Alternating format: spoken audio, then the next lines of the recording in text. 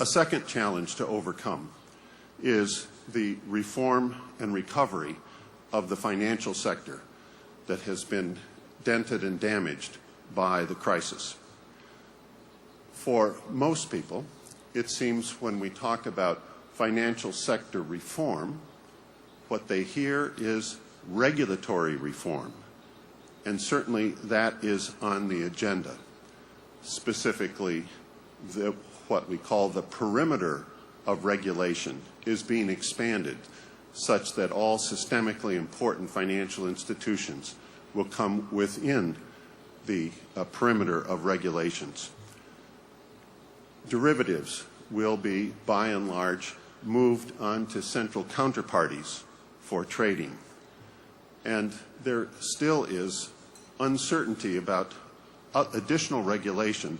For example, in the United States, the Dodd-Frank legislation is very broad, but many, many details have yet to be specified, leading to uncertainty.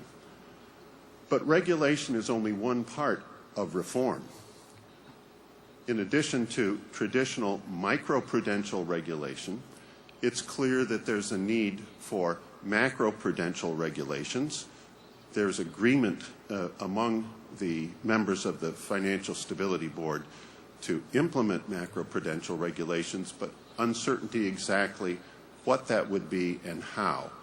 And by macroprudential, I assume you understand it means taking account of the business cycle's effect on financial institutions and the financial system and the reverse.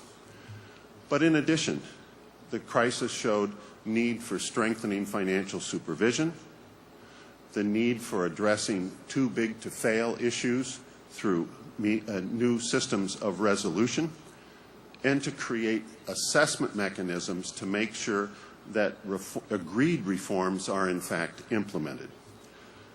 What does that mean? It means in the near term that the process of financial sector deleveraging is likely to continue.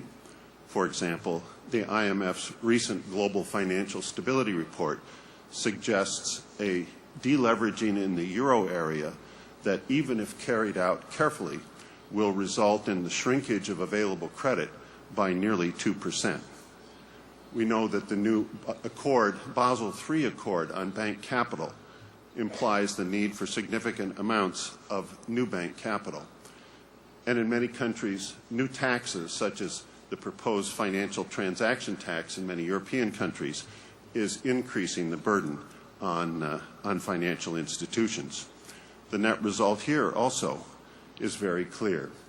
For the time being, reduced risk-carrying capacity and risk appetite, especially in advanced economy financial institutions, uncertainty whether that reduction will be temporary or longer lasting, uncertainty about the effectiveness of international cooperation or whether the pressures for financial re-regulation and reform will tend to produce divergences, and a very clear picture that the pressures on the financial system are far from over, as we notice from the latest developments, especially in Europe.